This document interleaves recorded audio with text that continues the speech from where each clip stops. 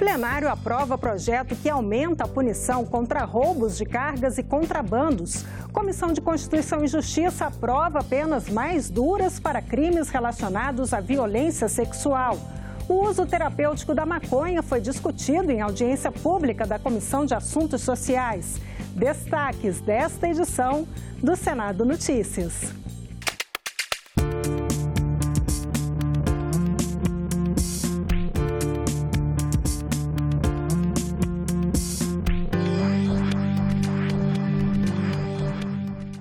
Olá, boa noite.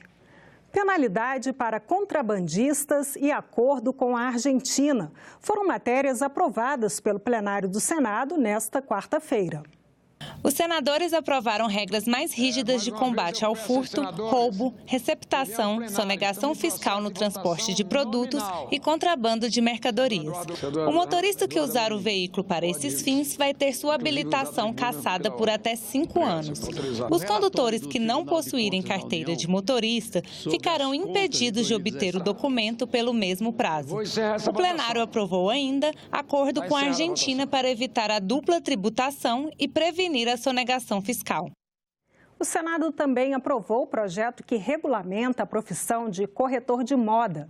Esse profissional encaminha revendedores de roupas às fábricas que possam atender às necessidades do comprador. A aprovação da lei que flexibilizou o horário de exibição do programa A Voz do Brasil rendeu ao Senado um prêmio da Associação Brasileira de Rádio e Televisão, a Abratel.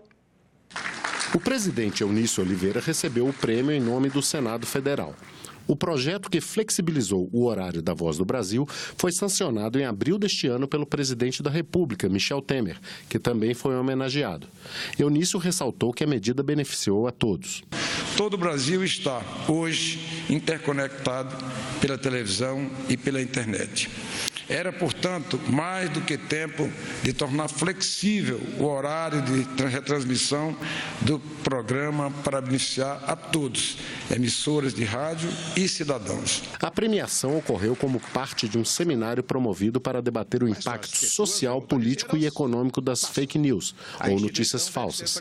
Para o presidente do Senado, as fake news podem ter consequências devastadoras. Em um cenário de desequilíbrio entre informações falsas e verdadeiras, as redes sociais funcionam como uma imensa câmara de eco que em notícias fantasiosas repercutem com força extraordinária. Os boatos tecnológicos, depois de veiculados, podem promover uma devastação ilegal de candidaturas. O ministro do Supremo Tribunal Federal e presidente do Tribunal Superior Eleitoral, Luiz Fux, disse que as fake news são um obstáculo para a realização de eleições livres. Eleições livres representa voto livre, livre de suborno, livre de corrupção, mas também livre da desinformação. A Comissão de Constituição e Justiça aprovou nesta quarta-feira penas mais duras para crimes relacionados à violência sexual, entre eles os constrangimentos que ocorrem em transportes públicos e a divulgação de cenas de estupro. Não são raras as histórias de mulheres que são importunadas de forma constrangedora dentro do transporte público.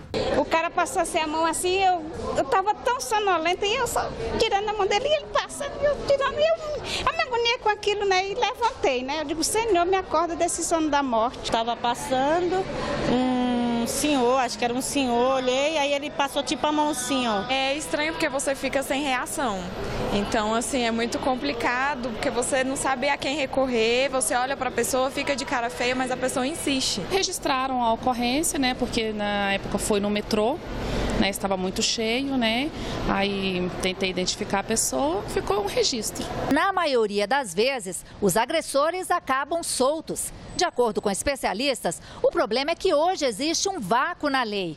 Ou o juiz enquadra como estupro, que tem pena de 6 a 10 anos de prisão, ou, como tem sido mais frequente, enquadra como contravenção penal, que prevê apenas pagamento de multa. Essa delegada diz que esses casos hoje são subnotificados. Segundo ela, boa parte das mulheres não denuncia exatamente por ter essa sensação de impunidade. A mulher tem que ter, primeiro, a confiança de que se ela for lá, não vai, como dizem, não vai dar em nada, que vai dar em alguma coisa. E, para mim, a lei tem que realmente ser alterada para ter uma pena mais grave, para que a apuração seja feita e, se o autor conseguir ser identificado, seja punido e não reincida. O projeto aprovado na Comissão de Constituição e Justiça inclui esse tipo de conduta no Código Penal como crime. A pena prevista é de 1 a 5 anos de prisão. O texto estabelece a mesma pena para quem oferecer, distribuir ou divulgar por qualquer meio cenas de estupro. Se a divulgação for feita por alguém que tenha relação próxima com a vítima, a punição poderá ser aumentada em 2/3. As estatísticas, as previsões é de que temos mais de 500 mil de estupros no Brasil. Agora, esse atentado ao pudor qualificado é algo que está corriqueiramente ocorrendo no convívio das pessoas e acho muito importante que deliberamos sobre essa matéria o quanto antes. Cerca de 300 mil meninas, adolescentes, sofrem de abuso sexual e o mais grave ainda, dentro de casa. E esse tema é um tema que nós precisamos cuidar com mais atenção. A proposta aprovada pelos senadores determina ainda que denúncias sobre esses crimes são públicas e não podem ser retiradas pelas vítimas. Muitas vezes, pelas mesmas razões que levam a mulher vítima de violência, conforme determina a Lei Maria da Penha, não fazer a denúncia ou posteriormente tirar a denúncia, isso permanece porque a ação ela é incondicionada, é uma ação pública. Hoje nós temos um crescimento muito grande do número desses crimes, ao mesmo tempo também que cresce a reação à sua prática, e a lei vem num bom momento onde a sociedade já se mostra intolerante, né, contra esta intolerância que nós vemos prosperar no dia a dia no nosso país. A Comissão de Constituição e Justiça também aprovou 2 projetos de decreto legislativo que sustam os efeitos do decreto do governo que alterou a alíquota de IPI dos concentrados de refrigerantes produzidos por empresas da Zona Franca de Manaus. A decisão da CCJ vai ser analisada agora em plenário em regime de urgência. A descriminalização do cultivo da maconha para uso terapêutico foi discutida em audiência pública promovida pela Comissão de Assuntos Sociais. O projeto de lei do Senado 514 de 2017, que está sendo debatido, tem origem em uma sugestão da sociedade.